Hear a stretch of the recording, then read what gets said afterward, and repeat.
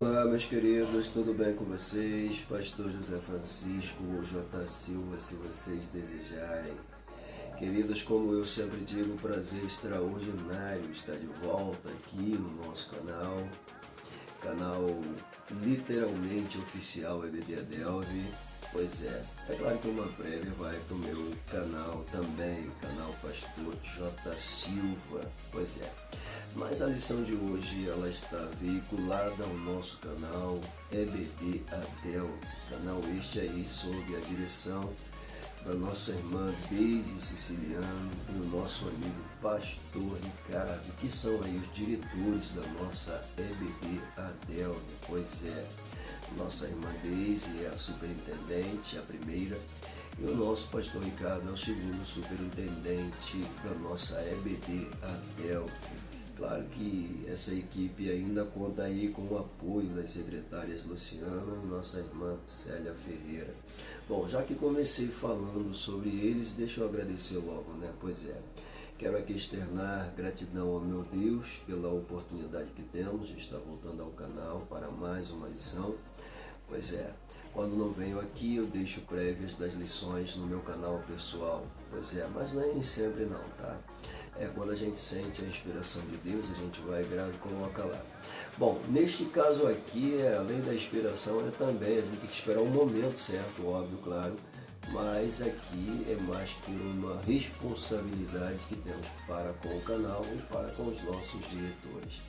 Mas enfim, quero aqui continuar agradecendo tanto a eles e, é claro, ao nosso pastor presidente também e a vocês, professores, que são motivos e razões pelos quais, de fato, a gente sempre está indo e voltando, trazendo sempre poucas aplicações para o uso, claro, com toda a propriedade. Como eu digo, né, criar aquele alinhamento na hora da aplicação da lição aos nossos lindos, perfumados também alunos e alunas. Pois é. Bom, a vocês que nos acompanham aqui sempre, independente de ser do nosso ministério ou não, é um prazer gigantesco, como diria o presidente, inenarrável tê-los aqui. Mas como eu costumo dizer, né, é extraordinário. Então, muito obrigado pela companhia de vocês, fique conosco até o final, não esqueçam, o seu like é muito importante, pega esse dedo, já deixa um like. Não é inscrito, se inscreva, acione o sininho, fique conosco. Como digo, vai ser um prazer ter a sua companhia aqui até o final, tá bom? Então já chama a família, senta no sofá, prepara aquela pipoca, porque estamos fechando mais um trimestre, pois é. Estamos colocando hoje em pauta a última lição, tá? Aonde o título principal da revista é justamente o Império de Cristo, a Igreja de Cristo e o Império do Mal. Pois é, a ânsia de falar logo de império, né? Pois é. Bom, a Igreja de Cristo e o Império do Mal. Como viver neste mundo dominado pelo espírito de Babilônia. Diga-se de passagem, foram até agora 12 lições maravilhosas. Estamos chegando na última lição, lição de número 13, fazendo aqui literalmente a lição de conclusão de tudo que foi aqui pautado. Mas o título da mesma é bastante interessante, né? O mundo de Deus está no mundo dos homens. Olha a colocação que ele dá para esse título aqui, o mundo de Deus no mundo dos homens. Isso aqui merece uma atenção especial. Vamos direto para o nosso texto áureo então, né? O nosso texto áureo aqui está pautado em São Mateus, capítulo de número 1, versículo de número 23, e diz-nos assim: eis que a virgem conceberá e dará à luz um filho. Olha só. E ele será chamado pelo nome de Emanuel. Em parênteses, está escrito aí que traduzido é Deus conosco. Fecha parênteses. Pois é, nós temos aqui então um versículo que vem pautando, né, o anúncio do nascimento virginal do Cristo, tá? E para a gente começar a falar sobre essa questão do reino de Deus, é bem interessante se observar que o reino de Deus foi trazido aos homens pelo Cristo. Pois é, isso a gente vê no Evangelho de São Mateus com toda a propriedade, uma vez que, teologicamente, o Evangelho de São Mateus é o Evangelho do Reino, porque Jesus veio anunciando a chegada do Reino de Deus, com toda a propriedade. Ok? Bom, a verdade prática diz o seguinte: na dispensação da graça, a igreja deve refletir os valores do reino de Deus no mundo. Na dispensação da graça, pois é, nós estamos vivendo literalmente esse tempo, o tempo da graça. O que é graça? Graça é favor imerecido, todo mundo já sabe disso. Tá? Toda vez que a gente fala sobre a palavra graça, a gente já pensa automaticamente nessa realidade. É um favor que eu não merecia, ok? Claro que possui outros significados além deste, mas com toda a propriedade, já que estamos falando do reino de Deus, pautando o fator salvação, com toda a propriedade, esse é o que mais se enquadra nessa realidade. Falou? Bom, e aí a gente chega dentro da nossa leitura diária. Bom, eu fiz aquela leitura, né, da lição toda, eu preciso ler a lição, não tem jeito. Às vezes a gente até consegue gravar olhando para cada um dos tópicos, lendo ao mesmo tempo e, claro, fazendo aqui aquela análise rapidamente, mas tem horas que a gente tem que ler, tem horas que a gente tem que parar, tem horas que a gente tem até que rabiscar, tem horas que a gente tem que rascunhar alguma coisa. Se você perguntar se eu rascunhei, não rascunhei em nada. Agora, na lição anterior nós fizemos um rascunho extraordinário, ficou bonito demais. Mas essa daqui a gente vai pela graça, pela fé e pela misericórdia. Então vem comigo, se tu acredita que Deus fala, fica aí, porque você vai ouvir. Bom, a leitura diária, na primeira descrição, ele coloca aí: o pecado entrou no mundo por Adão, mas pela pessoa de Cristo veio a salvação. Sim, isso aqui é uma descrição que a gente vê com toda a propriedade alocada dentro da palavra do Senhor. Está escrito aí em Romanos 5, 12, 18, 19, como ele coloca aqui, corroborando essa afirmação. O pecado entrou no mundo por Adão, de fato, né? Mas Cristo, ele traz a salvação com toda a propriedade. A gente até costuma dizer, né? O Adão físico terreno e o Adão espiritual, que é Cristo. Bom, mas isso aí vai remeter-nos aqui a um tempo para ficar explicando. Então, pega só de forma sucinta e observe a descrição com muita calma, porque ela nos ajuda a entender o conteúdo da lição. Vamos lá, segunda descrição, a mensagem do reino de Deus tem um forte apelo, claro, com certeza, tá? Um forte apelo ao arrependimento, né? A gente observa que João Batista, que é o arauto do Senhor Jesus, aquele que veio, né, anunciando a chegada literalmente do Senhor Jesus Cristo, com toda a propriedade ele deixa claro essa expressão: arrependei-vos. Pois é, a palavra muito forte, né, utilizada expressamente, né, alocada ao vocábulo de João, quando proferia, era justamente isso: arrependimento. Pois é, o reino de Deus, tá? A salvação, ela é dada a quem se arrepende literalmente e muda a sua conduta de viver por amor a Deus. Isso aqui é muito importante. Deixa eu sair, senão a gente não sai. Mas enfim, só para corroborar, a mensagem do reino de Deus pauta com o arrependimento. Quando a gente prega, quando a gente anuncia, a gente espera que a mensagem proferida provoque no coração de quem está ouvindo literalmente o fator arrependimento. E uma vez a pessoa arrependida, de fato venha se converter, que é mudar literalmente a sua rota e começar a caminhar em direção à rota que o Senhor tem proporcionado. Para melhor dizer isso aqui, o caminho de Deus. Fechando, vamos para a terceira. Vamos lá. Os filhos do reino devem expressar os valores. Claro, Quem são os filhos do reino? Somos nós, a igreja. Então a igreja deve expressar, deve mostrar, deve evidenciar literalmente o que, pastor? Os valores, tá? No dia a dia desse reino, por meio da palavra. Pois é, isso é uma verdade. Vamos para a quarta. A expiação de Cristo libertou o homem, claro. A expiação, né? O sacrifício de Cristo, literalmente, tá? Ele coloca aqui dizendo, libertou o homem da maldição da lei. Pois é, o sacrifício de Jesus diz para mim que eu não preciso mais, tá, oferecer aqui uma ovelha, uma pomba, uma rolinha, nada disso, né? Não preciso mais colocar animais no altar e sacrificar, derramar o seu sangue, depois ir lá. Não preciso. O sacrifício de Jesus expiou a minha culpa e me deu condições de entender que o sacrifício dele é suficiente para eu pautar a importância do reino de Deus em minha vida. Aleluia! Lindo demais. Bom, a quinta, a remissão de pecados. Tá? A remissão de pecados para louvor, olha o que ele diz, para louvor e glória de Deus, a remissão do pecado.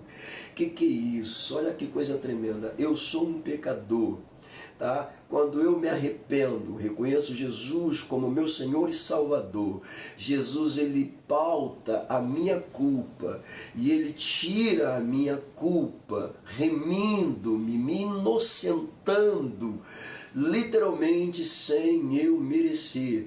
Somente pelo fato do meu arrependimento e a minha decisão de mudar a minha rota, me convertendo, Jesus, ele pauta literalmente em mim, tá, essa inocência, me remindo, me inocentando literalmente do pecado.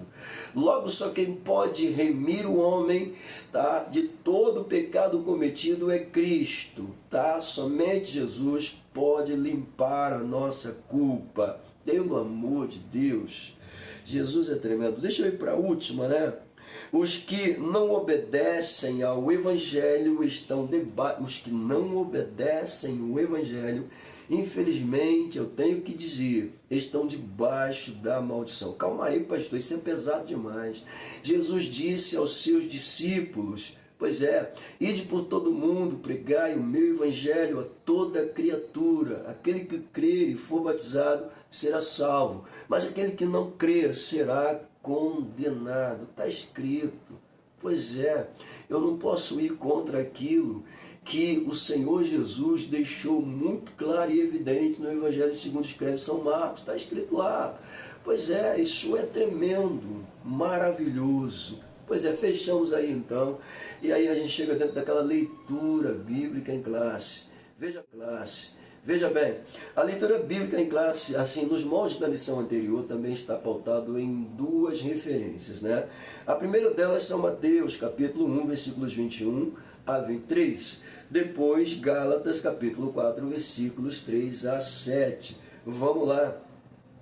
Bom, na leitura de São Mateus, parafraseia o nascimento virginal do Cristo com toda a propriedade, tá? O anúncio do anjo, com toda a evidência a Maria, é pautado nessa primeira leitura, tá? Na segunda leitura, nós observamos aí então, mas vindo a plenitude dos tempos, Deus enviou seu Filho, nascido... só confirma a primeira leitura, na plenitude dos tempos. Dentro da lição, isso aqui, né, o autor vai dizer com toda a propriedade, vai dizer que isso aqui já se cumpriu. De fato, né, o nascimento de Jesus, e observe que a leitura está pautando literalmente essa questão. O versículo 4 fala justamente do que acontece na primeira leitura. A primeira leitura traz o anúncio do nascimento. Pois é, e a segunda leitura corrobora, autenticando literalmente esse nascimento virginal do Cristo. Pegou? Bom, você fica à vontade para você cavar muito mais, mas deixa eu ir para o nosso plano de aula dentro daquelas 3 partes que eu gosto de observar, e ao ler a lição eu já observei, já peguei aqui a importância, tá? Na introdução do plano ele coloca dizendo que a Igreja de Cristo é a expressão visível do... Olha que coisa linda, né? A Igreja de Cristo é a expressão visível do reino de Deus no mundo. Lindo demais. Que é isso? É a expressão visível, né, do reino de Deus no mundo.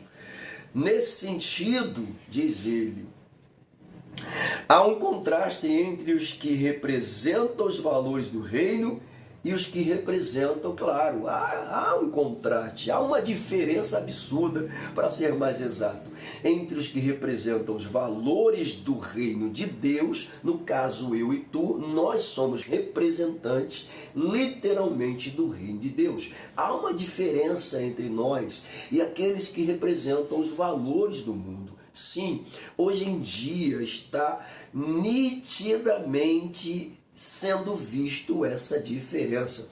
É tão avassaladora e tão estranha ao mesmo tempo, porque alguns, né, dos nossos, infelizmente, estão se deixando levar pela ociosidade desse mundo faccioso, tá? Pela influência desse mundo, e tentam colocar aqui, né, o amor de Cristo em relação ao mundo. Sim, Cristo amou o mundo de tal maneira, mas isso não quer dizer que Jesus passa a mão por cima do comportamento pecaminoso de alguém. Pelo contrário, escrito está que o salário do pecado é a morte. Pois é, detalhe, isso está escrito na palavra. Que morte é essa? Calma aí, que não é morte física, nem pegar ou arrancar a cabeça. Não, não, gente. Isso aqui é morte espiritual, porque a pessoa, quando começa a pecar, literalmente ela começa a morrer, né? Literalmente, até chegar à morte física, enfim. Mas isso aqui é uma pauta que realmente merece muito a nossa atenção, e como a gente não tem tempo para ficar explicando de forma mais clara, tá? Eu vou parar por aqui e vou dar continuidade, senão a gente não sai daqui, tá? Então isso aqui é muito importante aos professores fazerem uma observação do assunto, tá bom? Veja bem, mas que existe esse contraste, existe, que existe essa diferença, existe. E, claro, vai existir sempre. Até porque Jesus mesmo disse que nós estamos no mundo, mas não somos do mundo, né? Não somos do mundo, estamos aqui apenas de passagem. Que é isso, pastor? Como é que você não é do mundo? Ué, foi Jesus quem falou. Se Jesus falou, a partir do momento que eu aceito Ele como meu Senhor e Salvador, significa que Ele quer me levar para Ele mesmo. Automaticamente, se eu for olhar para dentro da realidade biológica, que pauta a minha pessoa, dentro da visão teológica, para ser mais clara, como um ser tricotômico, possuidor de um corpo, do espírito e de uma alma, automaticamente, meu fôlego de vida, que é meu espírito, que veio de Deus, tem ânsia de voltar do lugar de onde veio. Automaticamente, a minha alma, que é o ser imortal aqui dentro, que não vai morrer, automaticamente, se não se apegar a essa esperança do fôlego, meu filho, vai rodar, vai dançar. Essa carne vai se desfazer e a alma fica aí sendo condenada. Então, para que isso não aconteça, né, esse homem interior, que é o meu fôlego de vida, ele não só anseia voltar, mas o seu desejo, claro, posso até parafrasear, é ao mesmo tempo levar esse corpo e levar a alma, só que ele não pode. E aí entra Jesus para fazer esse papel, né? Porque Deus amou o mundo de tal maneira que deu seu Filho unigênito para que todo aquele que nele crê não pereça, mas tenha a vida eterna. Pronto, né? Foi, não teve jeito. Bom, vamos lá. Por isso ele diz que esta lição, ou nesta lição, tá, temos a oportunidade de refletir, de analisar literalmente. Como assim, pastor? A respeito do nosso papel, da nossa obrigação diante de um mundo dominado pelo espírito de Babilônia. Tenso demais. A lição nos leva, mais uma vez, a refletir, a pensar e analisar qual tem sido o meu papel, como é que eu tenho me portado e comportado diante deste mundo dominado pelo espírito de Babilônia. Uau, isso é tenso demais, pelo amor de Deus. Uau! Para fechar essa introdução, ele diz: ainda assim Deus permanece agindo no mundo. Ainda assim, Deus permanece agindo no mundo.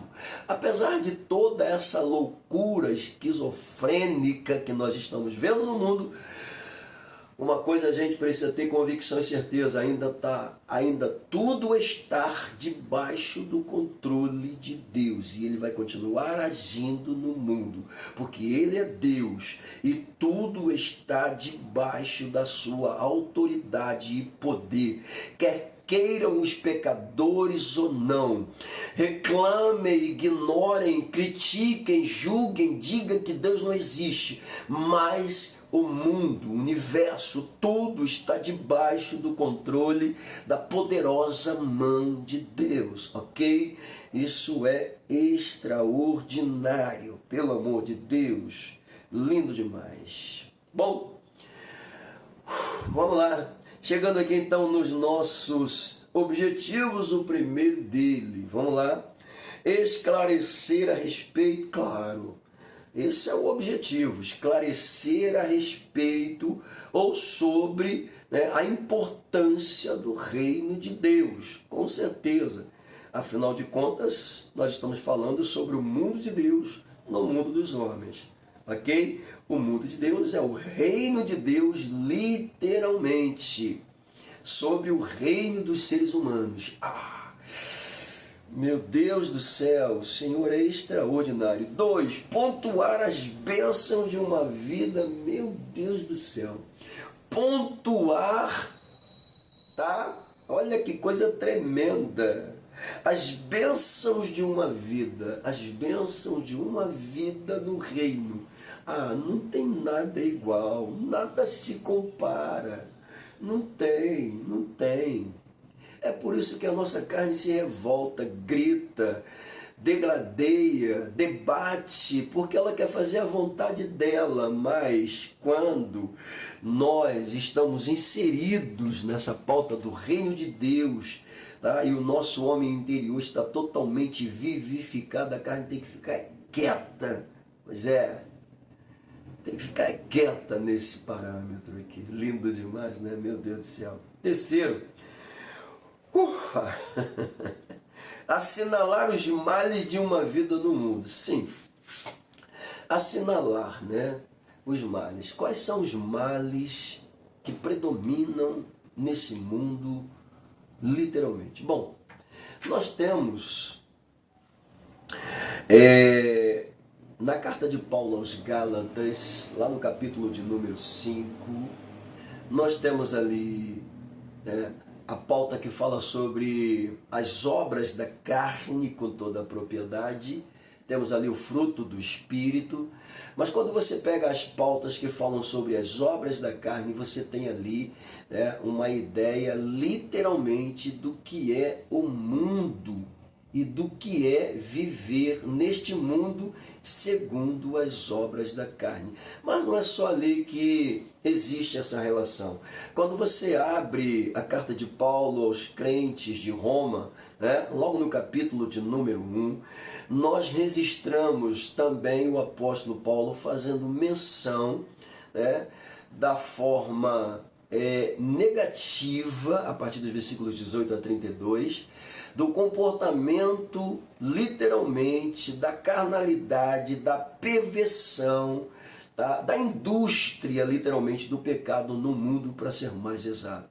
Você tem ideia?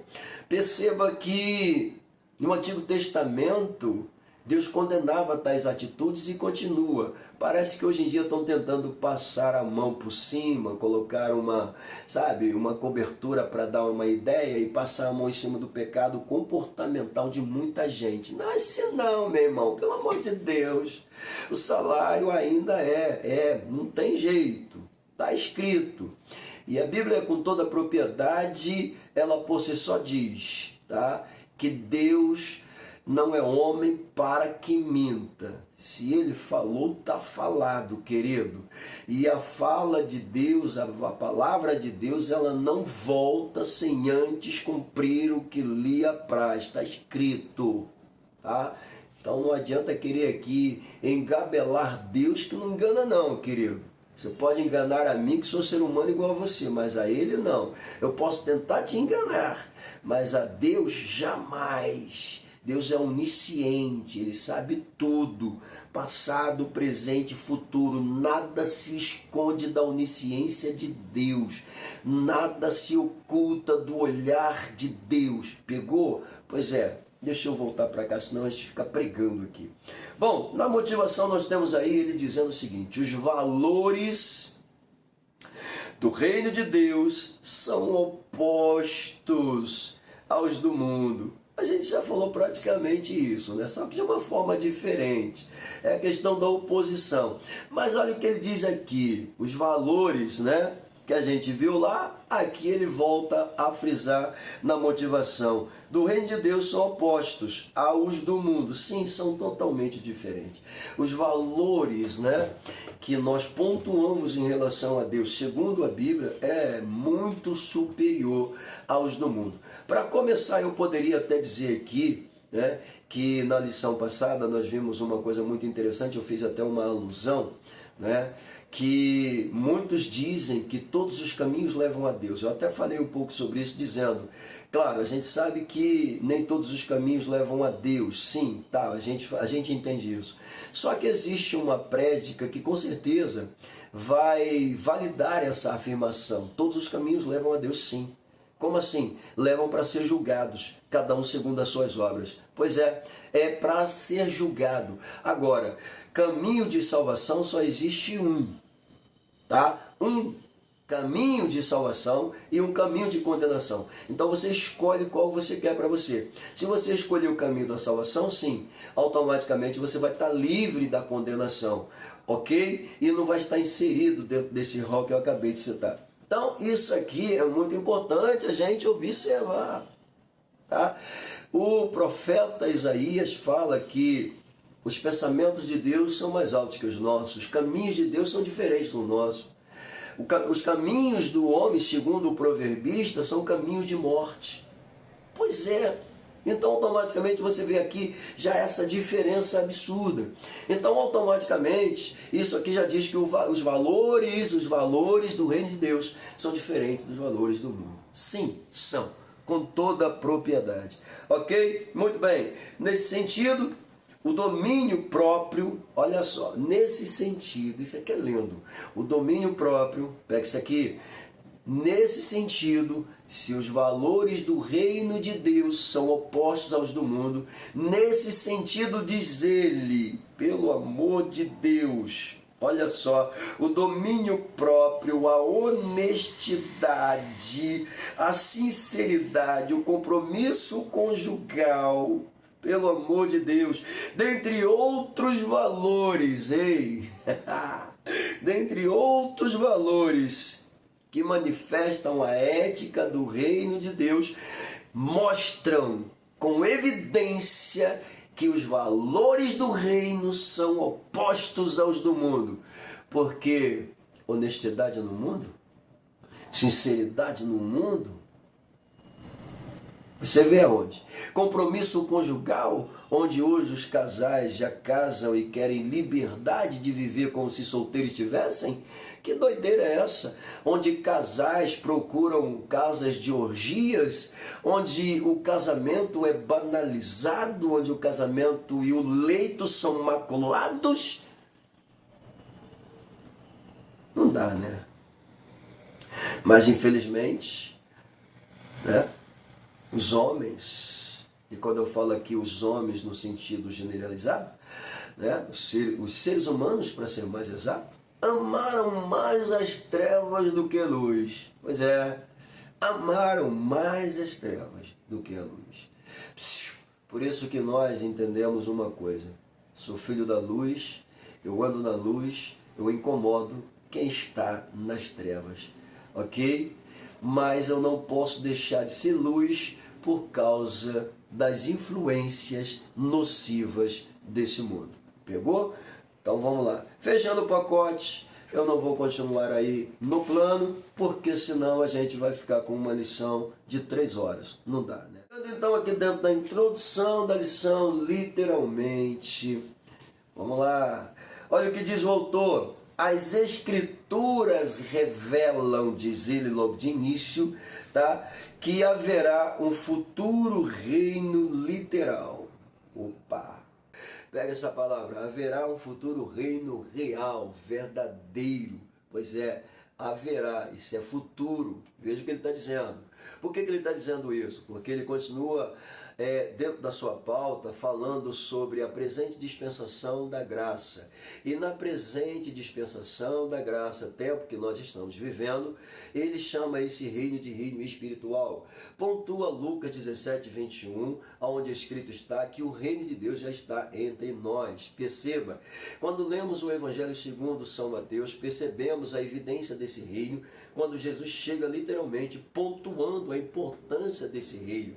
Veja bem, como súditos que somos, automaticamente pregando a palavra do Senhor, anunciando a palavra do Senhor, estamos implantando, estamos aumentando, estamos literalmente não só evidenciando, mas como diz o autor, implantando o reino de Deus no mundo. Pois é, e como é que a gente faz isso? Pregando, levando a palavra do Senhor. Aqueles que aceitam tornam-se súditos e assim o reino vai crescendo. Ok? Isso é muito bonito. Mas veja bem, ele coloca mais uma pauta aqui também, que eu já pontuei, inclusive na introdução do plano, e até na motivação, a gente falou um pouquinho sobre isso, né? Na motivação a gente viu a oposição, o lado oposto, né, do reino de Deus em relação ao mundo. E isso a gente, com toda a propriedade, vê ele colocar aqui o contraste, olha o que ele diz, tá? O contraste entre o que vive sob a égide desse reino. Que reino? O reino de Deus, tá? Em relação aos valores do mundo. Há uma diferença absurda, a gente pontua de novo, apenas para elucidar mais ainda que existe essa diferença, ok? E continua dizendo que assim o propósito é lembrar, logo o propósito de lembrar aqui é meu, de lembrar como Deus age, tá? Ou como Deus faz para continuar agindo sobre as nossas vidas. Logo isso aqui pontua que Deus continua no controle de tudo e de todas as coisas. A última fala da introdução, ele diz que o reino de Deus permanece agindo no mundo. Sim, o reino de Deus permanece agindo no mundo. E quem são os responsáveis por fazer com que o reino de Deus continue agindo no mundo, pastor? A igreja, você, eu e tu e eu. Pois é, nós somos súditos deste reino e temos a obrigação de fazer com que ele continue sendo anunciado e agindo nesse mundo. Quer queiram os pecadores ou não, aceitem ou não, o reino de Deus vai continuar sendo pregado. E afirmo mais, as portas do inferno não prevalecerá contra a igreja do Senhor, tá? Não vai prevalecer. Pega a visão. Meu Deus do céu. E aí a gente fecha o pacote e vai para dentro do nosso primeiro tópico da lição. O primeiro tópico, senhoras e senhores, pontua o reino de Deus no mundo. Traz para a gente 3 belos subpontos ou subtópicos. Eu costumo utilizar-me de pontos apenas para facilitar. Veja bem, no primeiro ponto, a encarnação de Cristo. Segundo, a mensagem do reino. Terceiro, os valores do reino. Lindo demais. Nos valores do reino, mais uma vez a gente vai falar sobre esse contraste, pode ter certeza. Bom, na primeira apresentação, a encarnação de Cristo, ele começa com São Mateus dizendo que o mesmo assevera, tá? Que a profecia messiânica, a que falava sobre o nascimento do Messias, e diga-se passagem, o autor traz para a gente aqui Isaías 7,14, né? A profecia messiânica clássica, com toda a propriedade, ele traz para a gente aqui, e ele diz que Mateus diz que isso se cumpriu no dia do nascimento, de acordo com São Mateus, tá? Evangelho segundo ele mesmo, São Mateus capítulo 1, versículos 21 e 22. Pois é, então Mateus mostra isso aqui com toda a propriedade. O autor diz que ele encerra isso aqui. Pois bem, essa primeira apresentação aqui, tu sabe, tu já leu, mas vale apenas refletir um pouco mais.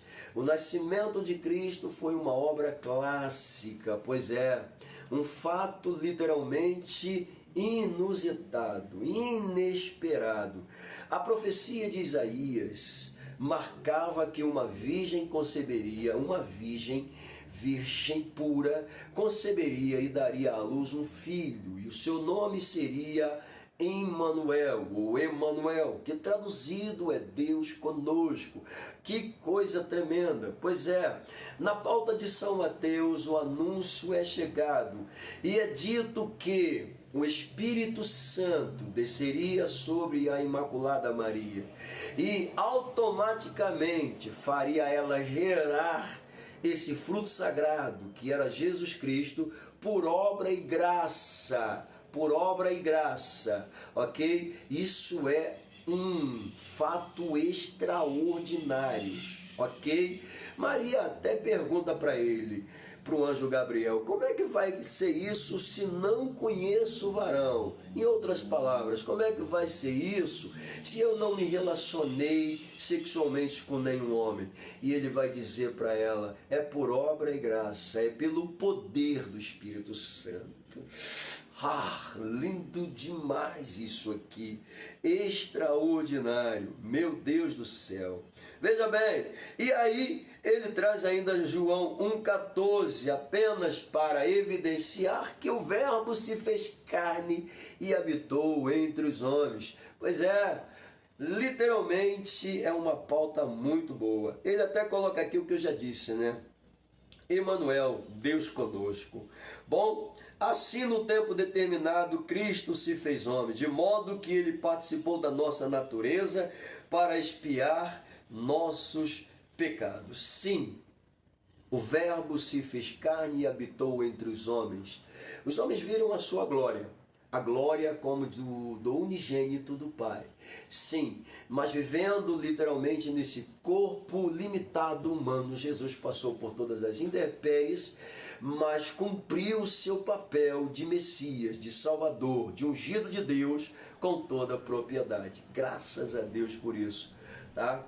Meu Deus do céu. Bom, número 2, a mensagem do reino. Bom, aqui ele já começa falando, após a tentação do deserto, o nosso Senhor começou o seu ministério, iniciou o seu ministério, e desde então, diz ele, começou Jesus a pregar e a dizer, arrependei-vos, porque é chegado o reino dos céus. É o que eu acabei de falar aqui. São Mateus, capítulo 4, versículo 17. Arrependei-vos, porque é chegado. Coisa linda demais. O reino de Deus. Jesus anunciando, é chegado o reino de Deus. Uau, lindo demais. E olha o que ele diz. Fica claro aqui, com toda a propriedade, que a mensagem do reino de Deus contém um apelo ao arrependimento. Lindo demais. Uau, deixa eu voltar para a pauta de Jesus. Arrependei-vos, porque é chegado o reino. Que coisa tremenda, né? E o autor diz aqui, fica claro, fica evidente, nítido, tá? Olha o que ele diz, gente, que a mensagem do reino de Deus contém um apelo ao arrependimento. Claro, ele até evidencia e enriquece para nós a palavra arrependimento, oriunda do grego é metanoia. E o que é metanoia, pastor? Mudança de mente. Oh, meu Deus do céu, transformação de mente, literalmente. Meu Deus do céu, isso é lindo demais. Que é isso, Jesus? Forte isso aqui, né? Mudança de mente. E ele continua enriquecendo. Abrange o abandono do pecado e voltasse para Deus. Essa mudança de mente, essa metanoia, literalmente, é justamente isso. Tá? Mudança de mente. O que eu praticava antes eu não pratico mais. O que eu era antes eu não sou mais. O que eu fazia antes eu não faço mais. A minha mente mudou, ela foi transformada. A minha mente alcançou uma dimensão que antes eu não tinha noção se ela existia. Ou seja, houve uma mudança literalmente na vida, no pensamento, no comportamento da pessoa. É lindo isso aqui. Meu Deus do céu! Abandonou o pecado e, abandonando o pecado, passou a compreender. Olha que coisa tremenda, uma nova atitude. Deixa eu dar uma colocada aqui. Passou a compreender e a viver uma nova vida de forma espiritual, literalmente. Pegou? Pelo amor de Deus, isso é lindo demais. Somente o arrependimento, diz ele, somente o arrependimento e a fé na obra expiatória e redentora de Cristo pode restaurar o pecador diante de Deus. Coisa linda, né? Sim, somente o arrependimento pode fazer com que a obra, tá, do Cristo possa surtir efeito em sua vida. Somente o arrependimento pode fazer com que o trabalho expiatório de Cristo surta efeito na vida, tá, do novo converso, de quem se arrependeu literalmente para viver essa nova vida. Pegou? Ser restaurado, meu Deus do céu. Assim ele termina dizendo que o papel da igreja, tá, é proclamar a mensagem do reino de Deus no mundo. Pois é. E aí a gente chega no 3. No 3 ele diz os valores do reino. Tá? Ele começa aqui a sua pauta trazendo, né, o Sermão do Monte. Gente, o Sermão do Monte, nós estudamos sobre isso. É uma coisa espantosa, assustadora. Jesus deixa uma série de ensinamentos fantásticos, tá, nesse famoso Sermão do Monte. Às vezes também chamado de Sermão da Montanha ou das Planícies. Pois é extraordinário o que a gente estuda, tá, dentro do Sermão do Monte. Ele traz para a gente, dizendo que esse sermão, tá, Cristo, através desse sermão, revela a ética e a moral do reino. Olha que coisa, meu Deus do céu, coisa tremenda isso aqui. Através desse Sermão do Monte, Cristo revela a ética e a moral do reino, tá? Onde ele diz, destacam-se, tá, o necessário controle da ira. Primeira coisa, controlar a ira. Pois é. Por que às vezes alguns irmãos, quando começam a pregar, não alcançam êxito? Ou quando querem anunciar, não alcançam êxito? Porque eu não posso chegar e pregar com raiva, com ira, com ódio. Você vai para o inferno. Não, que é isso? Não foi assim. Tá? Eu até tenho o direito de me irar, mas eu não posso pecar. Não posso. Pegou? Então, controle da ira. 2. Fuga da imoralidade sexual. 3. Casamento indissolúvel. Opa, calma aí. Volta um pouquinho. Fuga da imoralidade sexual? Sim. O que nós estamos vivendo hoje? Uma imoralidade sexual assustadora e, diga-se de passagem, os incautos querem já colocar isso na cabeça das nossas crianças. Eu falei aqui sobre aquela apresentação de corpos nus para as crianças apalparem. Pelo amor de Deus, gente, fora o que a gente vê por aí, né, de professores ensinando em sala de aula o que não é para ensinar. Ao invés de ensinar o que o aluno realmente deve aprender, estão preocupados com uma militância, com uma pauta que visa desconstruir a sanidade e a moral das nossas crianças desde cedo, dos nossos adolescentes desde cedo. Pois é, dos nossos jovens desde cedo. Que coisa de doido. Pois é, querem desvirtuar tudo por aí. São a imoralidade. tá? Imoralidade.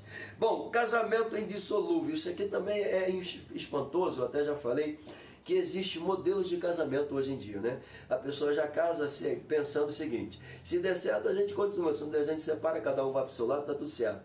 Bom, pelo menos é menos perigoso do que o casamento que diz assim: não, olha só, a gente casa, mas cada um continua fazendo o que quer. Você pode sair com quem você quiser e eu saio com quem... Gente, que casamento de doido é esse? É o casamento que as pessoas, eu já falei e volto a falar, né? Casamento que as pessoas procuram grupos de não sei para quê, para aquilo outro. Gente, que casamento é esse? Maculando o leito, sujando o leito. Tá errado. Tá errado. Né? Casamento tem que ser indissolúvel. Somente a morte separa. Tudo bem, existem casos e casos. Existem casos e casos. A gente também não vai ser totalmente radical. Mas o casamento, ele precisa entender que ele ainda é indissolúvel. Ok? Muito bem. Honestidade no falar. Outra pauta interessante demais. O falar do cristão. Aqui, esse honestidade no falar mostra essa diferença daqueles que vivem sobre os valores do reino de Deus e aqueles que procuram pontuar os valores do mundo. Tá? Essa questão da honestidade aqui, pelo amor de Deus. Tá? Jesus, ele é muito clássico quando diz: seja o teu falar sim, sim, não, não. Pelo amor de Deus, está difícil de acreditar até nos crentes hoje em dia. O sangue de Jesus tem poder. Entendeu? Vamos lá. Não revidar as ofensas. Eu estou pontuando aqui, como o autor colocou, né, a natureza do sermão. Vamos lá. Pelo amor de Deus. Não revidar as ofensas. Te agrediu com palavras? Não baixe o nível se igualando e respondendo com as mesmas palavras. Não, não, não. Te xingou, não baixe o nível. Não, você não precisa xingar da mesma forma como ele xingou. Não baixe o seu nível. O nível que você está é um nível evoluído, é um nível aperfeiçoado, é um nível espiritual. Você está um nível acima daquilo que é natural. Então não se rebaixe. Não se rebaixe. Pega a visão, pelo amor de Deus. Isso é lindo demais. Não revida as ofensas de ninguém. Te agrediu? Vai orar. Eu fazia isso. Me agredia com palavras, né? Seu moleque, seu não sei o quê. Você está pensando que você é o quê? Eu ia para o joelho. Senhor, toma nas tuas mãos. O Senhor é a minha justiça. Estou pedindo que o Senhor faça justiça na vida de ninguém não, mas o Senhor é a minha justiça.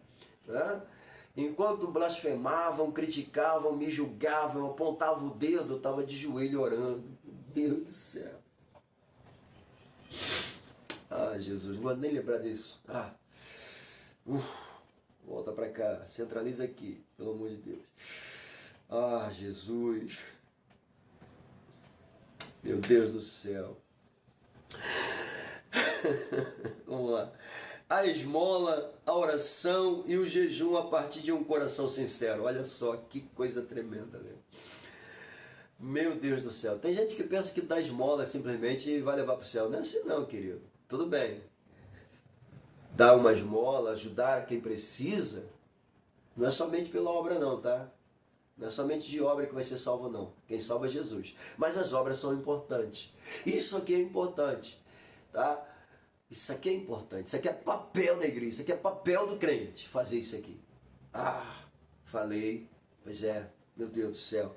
Quantas vezes a gente saía à noite, Praça da Cruz Vermelha, Quinto da Boa Vista, sei lá, evangelizando de noite, levando comida, né, levando a palavra, levando a mensagem. O que é isso, Jesus? Pelo amor de Deus, não tem coisa melhor do que você fazer isso. Numa dessas noites, eu voltando para casa, após uma experiência, né, assustadora, onde eu vi Deus trabalhar na minha vida, na vida dos jovens que estavam comigo, foi uma coisa de doido aquilo, gente, pelo amor de Deus. Parece até que havia eles estavam ligados em mim o tempo todo. Né?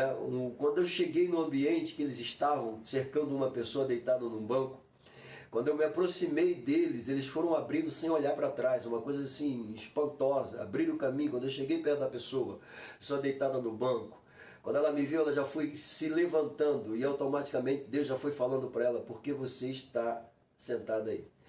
E falando com ela, automaticamente já dizendo para ela que ela tinha que voltar para o lugar de onde ela tinha saído. A mulher começou a chorar. Foi uma mulher do ciclo de oração que se desenganou, meu Deus do céu, foi ofendida e estava ali. Olha o perigo de responder às ofensas, pelo amor de Deus, estava ali. Nesse mesmo dia, um aidético todo ferido, né, perguntou se eu tinha coragem de dar um abraço nele. Eu falei, tem. E quando eu fui abraçar ele, não faz isso não, eu só estou te testando.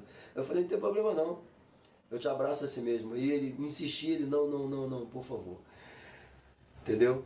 Falamos de Jesus para ele, ele falou da vida dele, aceitou Jesus, disse que para uma igreja que era ali perto. E quando é que eu volto para casa nesse dia? Eu volto impactado, dominado pela essência do Espírito Santo, né? Cantando dentro do carro, usa-me, pelo amor de Deus. Tem coisa melhor do que isso, gente? Fazer a vontade do reino, fazer a vontade de Deus, não tem preço isso aqui. Deixa eu voltar que eu falei demais. Ai, meu Deus do céu, eu lembrei, né? Fazer o quê? Meu Deus. Vamos lá. Não julgar os outros. Deixa eu só terminar, porque senão eu vou falar de todas elas. A gente vai ficar aqui, né, uns 30 minutos falando só sobre isso. Vamos lá. Não julgar os outros, tá? O alertar sobre os dois caminhos. Isso aqui é importante. Na pregação, a gente precisa frisar isso. Caminho de condenação, caminho de salvação. Precisa, não tem jeito. Vamos lá. Advertência contra os falsos profetas, exortação para a prática desses valores. Nesse sentido, ele termina dizendo que o Sermão do Monte, senhoras e senhores, meu Deus do céu, nos chama, olha só, nos chama para uma vida de perfeição em Cristo.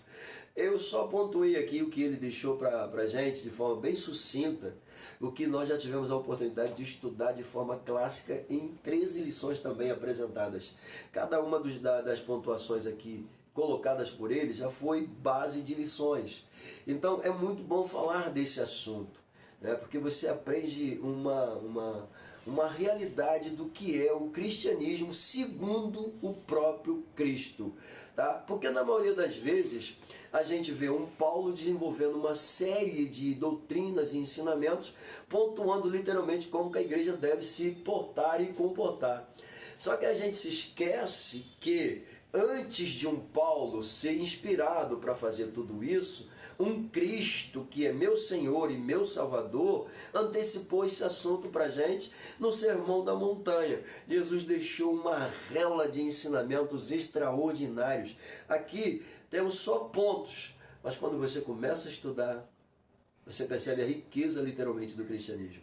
Isso é lindo demais. E finalizando, como disse, nesse sentido, o sermão nos chama a atenção, literalmente, para uma vida de perfeição em Cristo. Diz mais ainda, nos convida a priorizar o reino de Deus e sua justiça. Sim, buscai primeiro o reino de Deus e a sua justiça. E as demais coisas?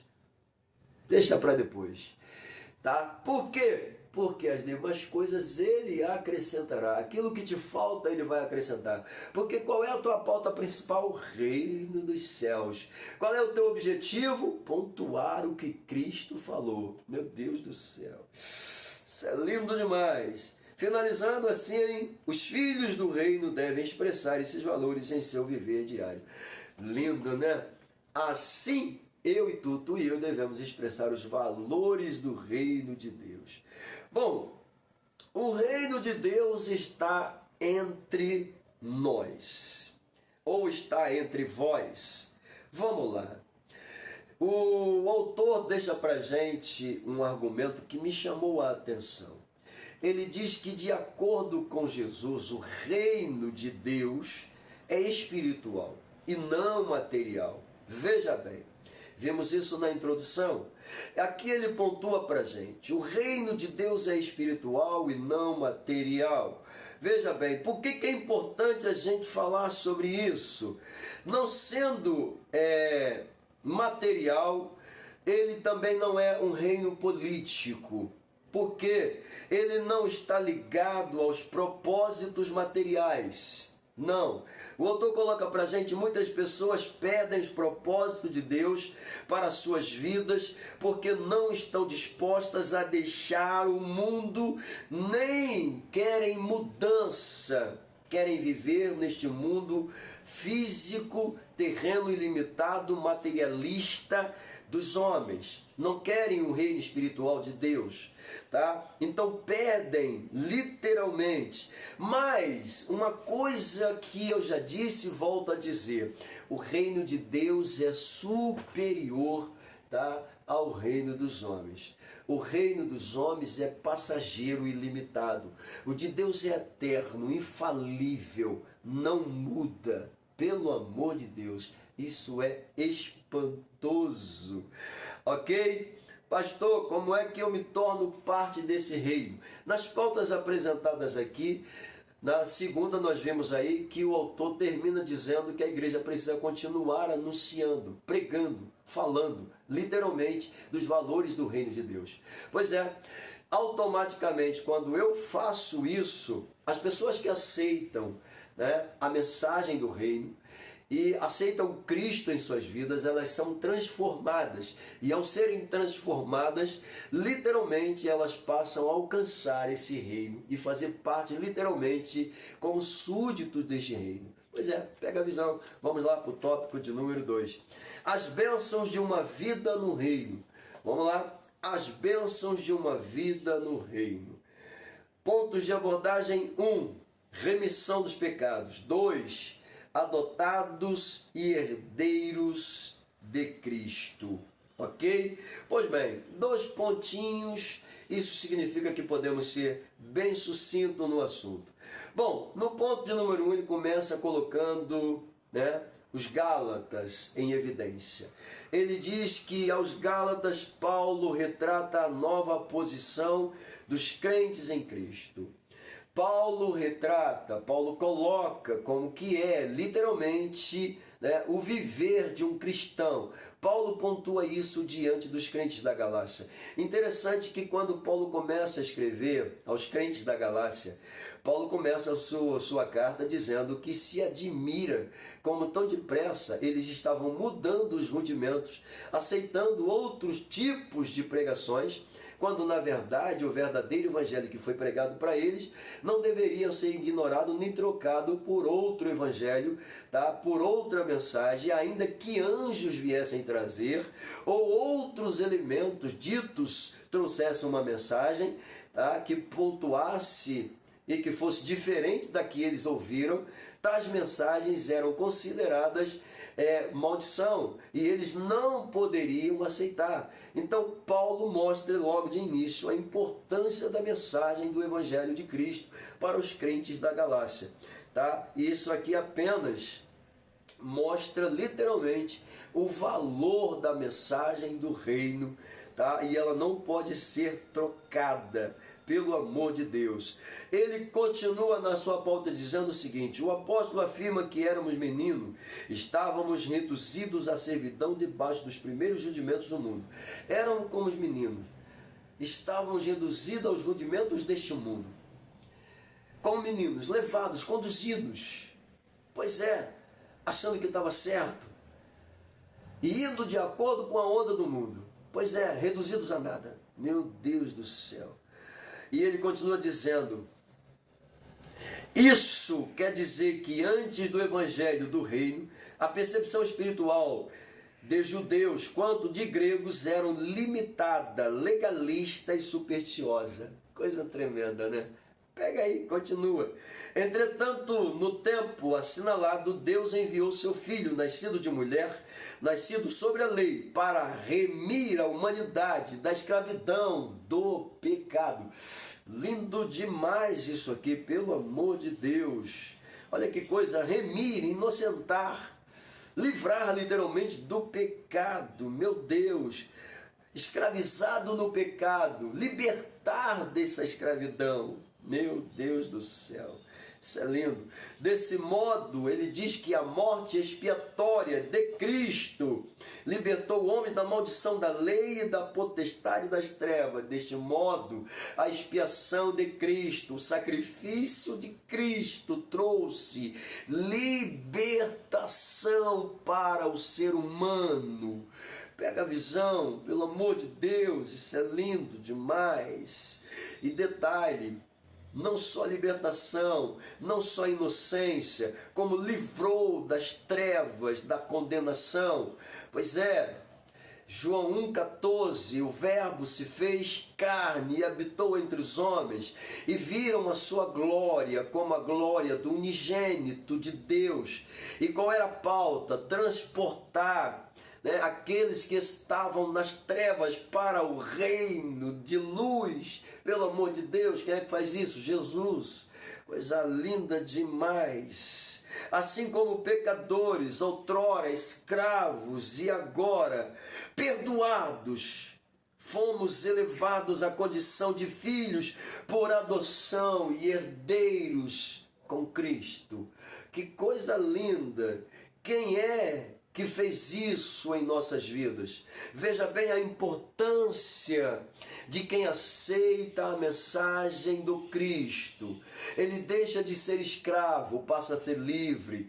Ele que antes era culpado por causa dos muitos pecados, passa a ser inocentado, remido literalmente, purificado e passa a ser súdito do reino. Lindo demais isso aqui. Fique à vontade, pelo amor de Deus. Número 2, adotados e herdeiros de Cristo.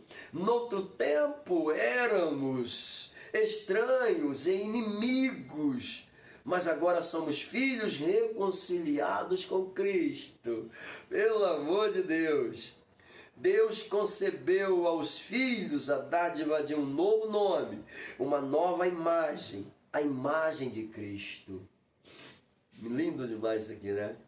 Como resultado de nossa adoção agora como filhos, somos também herdeiros por Cristo. Bom, eu preciso pontuar isso aqui. Olha só. Nossa herança, nessa herança estão inclusas as promessas de Abraão. Nessa herança estão incluídas as promessas que foram feitas a Abraão. Que isso, pelo amor de Deus. Só para pontuar aqui, Isaac pega as promessas que foi feita a Abraão, coloca em pauta, usa e é abençoado. Jacó pega as promessas que foi feita a Abraão, coloca em pauta e é abençoado. Lembrando que em cima disso, claro que Deus vai acabar fazendo mais promessas para cada um deles individualmente. Mas eles estão sendo abençoados por quê? Por causa da promessa que foi feita para Abraão. Por que a nação judia é abençoada por causa das promessas feitas a Abraão? Meu Deus do céu! Essas promessas estão inclusas na minha e na tua vida a partir do momento que eu aceito o Cristo como Senhor e Salvador. Essas promessas estão inclusas na minha vida a partir do momento que eu aceito e entendo que só o Senhor é Deus, Senhor absoluto da minha vida. Então as promessas estão inclusas na minha vida. Está inclusa. Está inclusa. Temos uma série de promessas dentro do Novo Testamento voltada e veiculada à igreja. Pois é. Para começar, a promessa que eu mais gosto e uso aqui com toda a propriedade é que as portas do inferno não prevalecerão contra a igreja do Senhor. Pois é, outra promessa é aquela que Jesus deixa a senha, tudo quanto pedidos ao Pai em meu nome, pelo amor de Deus. Promessa de que temos poder e autoridade, Jesus deixou, mas temos promessa de reino. Pois é, Jesus vai vir buscar-nos para levar-nos para Ele mesmo, para que onde Ele venha estar, nós estaremos com Ele por toda a eternidade. Essa é a melhor promessa, segura isso aí, ok? Pois é, essa aqui, crente fala ou não tem? Tem promessa. Você está incluso nas promessas, pelo amor de Deus, tá? E a vida eterna, Jesus falou sobre isso, né? Pelo amor de Deus. Ao ser aceito, fomos transformados em filhos para o seu louvor e glória. O propósito da remissão de pecados, a filiação e a herança, não tem outro alvo senão louvar e glorificar a Deus. Por que eu louvo e glorifico a Deus? Eu fui salvo, eu fui alcançado, eu fui remido, eu fui lavado, eu fui liberto. Ah, que é isso, pelo amor de Deus? Portanto, a igreja nunca terá glória em si mesma, nunca. Igreja que pensa que tem glória em si mesma está totalmente equivocada. Não tem. Desta forma, o homem também não tem glória em si mesmo, tá? Não tem. Eu falei sobre isso aqui. O cara prega e recebe todas as ovações. Não, tu não tem direito a nada. É tudo de Deus. Para Ele a honra, a glória, o louvor e a exaltação. A glória dele, pelo amor de Deus. Toda glória deve ser exclusivamente tributada a Deus. Pega a visão, pelo amor de Deus. Uau! Bom, fechamos aqui 3. Vamos lá? Número 3. Os males de uma vida no mundo. Os males de uma vida no mundo. Pontos aqui de abordagem: 1, a escravidão do pecado. 2, filhos da ira e condenação eterna. E só 2 pontinhos. Vamos lá. Os males do mundo. A escravidão do pecado. A Bíblia assevera, assegura, diz com toda propriedade que aquele que comete pecado é escravo do pecado. Ele diz aqui servo. Servo é a mesma coisa que escravo. Ok? É servo, é escravo do pecado. Está lá em João 8,36, fica à vontade. Isso significa que o ser humano é escravo daquilo que o controla. Pois é, sim. Se existe uma coisa que leva você a pecar, automaticamente você acaba se tornando escravo daquilo. E você tem que lutar contra isso, tá? A gente tem que lutar contra isso. A Bíblia é muito clara quando diz que ainda que caia não ficará prostrado. Eu costumo dizer, ainda que caia não ficará prostrado, porque o Senhor sustém com as suas mãos, mas o Senhor sustém quem quer ser levantado, porque muitos caem e não querem se levantar. Tá? Na vida do cristão, se queda você tiver, se falhas você tiver, não esqueça disso. Não se prostre, não aceite, se levante, lute, tá?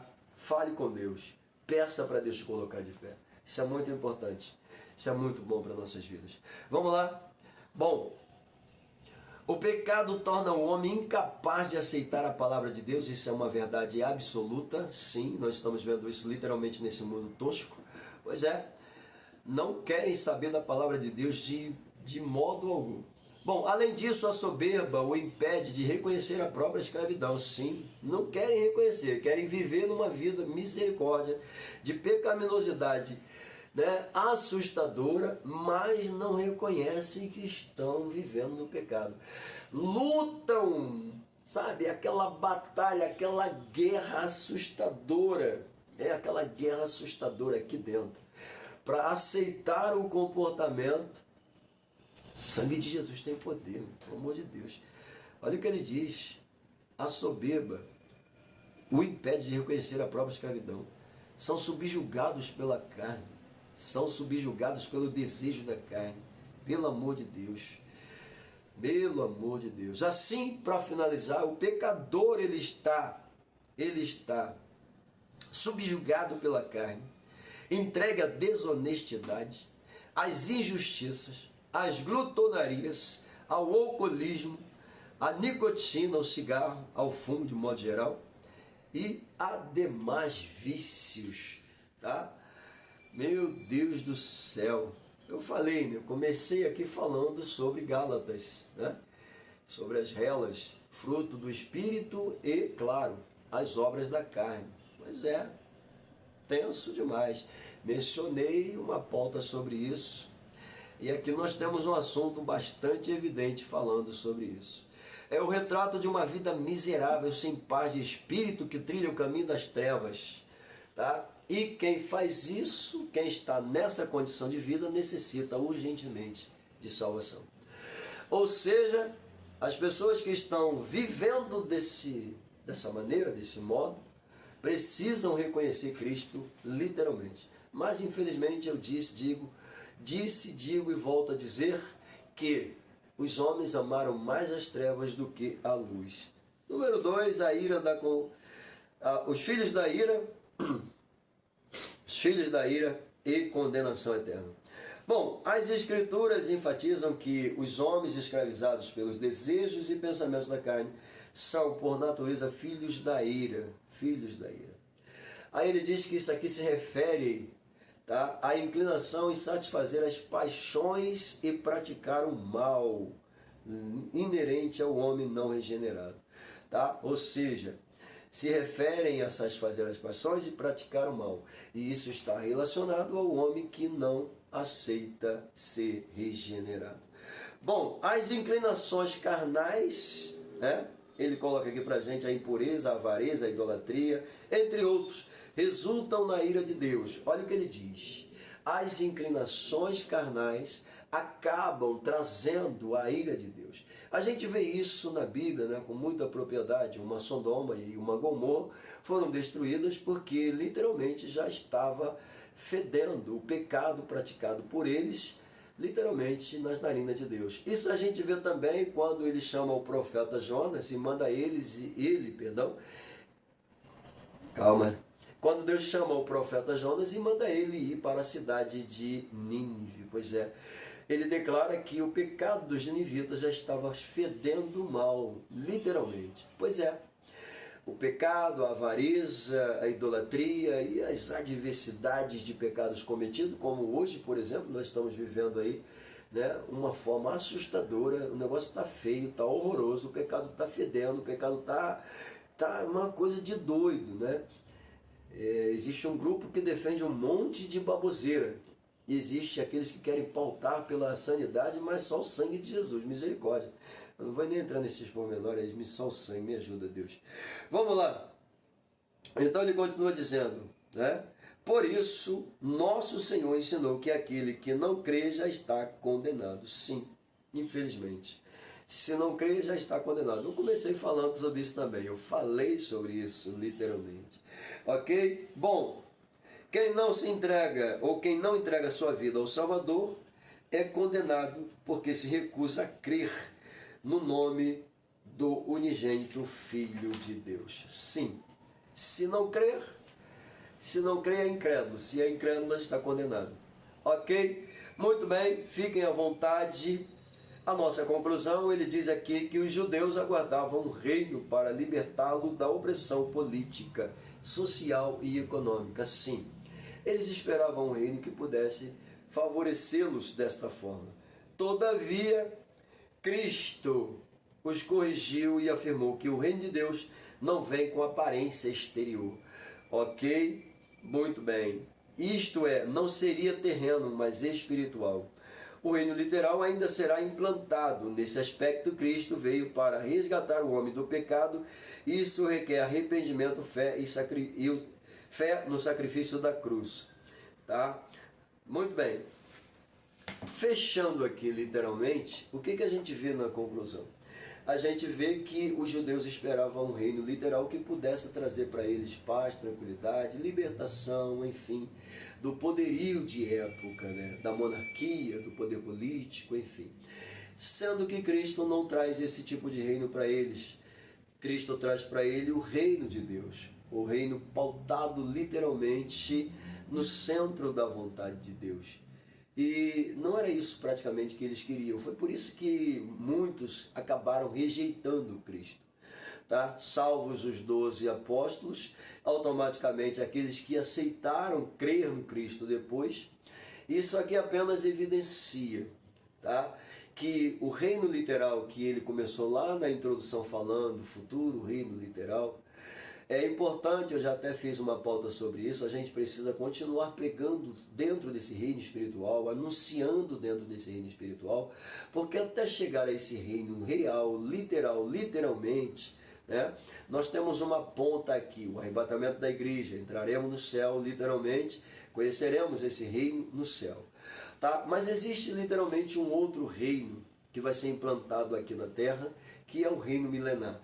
Após o último dia da grande tribulação, Cristo está descendo para libertar os seus filhos, né? Libertar o seu povo israelita da perseguição do anticristo. Obviamente, isso aqui acontece no final da grande tribulação, e a partir desse momento, esse período cerra, se fecha literalmente e inicia-se um novo milênio. Nesse novo milênio, literalmente, é o reino de Cristo aqui na Terra. Nesse milênio, automaticamente, o Senhor Jesus, durante 1000 anos, vai ensinar aos seres humanos como é que se governa, como é que reina-se literalmente.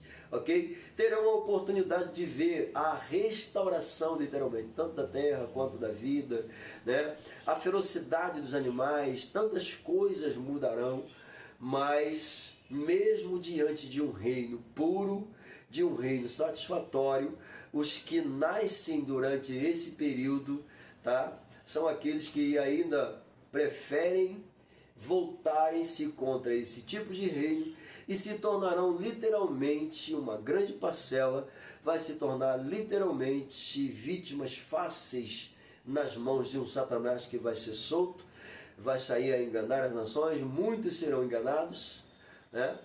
Porque o desejo do homem de fazer a sua própria vontade, né, é muito tenso, acaba se colocando contra a vontade de Deus. É mais ou menos como Paulo diz, né, aqueles dois gigantes que decladeiam aqui dentro, a carne e o espírito.